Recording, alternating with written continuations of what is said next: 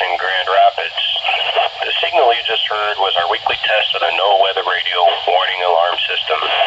We normally conduct the test on Wednesdays around 11:15 in the morning.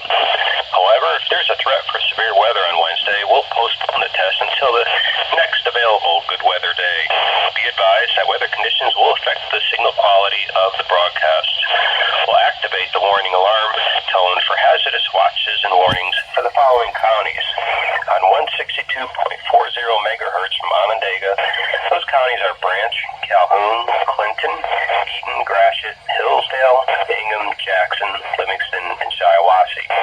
On 162.425 megahertz from West Olive, those counties are Allegan, Muskegon, and Ottawa. On 162.475 megahertz from Hesperia, those counties are Muskegon, Newaygo, and Oceana.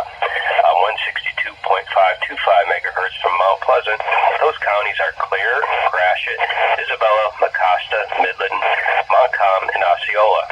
On 162.55 megahertz from Canonsburg, those counties are Allegan, Berry, Ionia, Kent, Montcalm, Muskegon, Newaygo, Oceana, and Ottawa.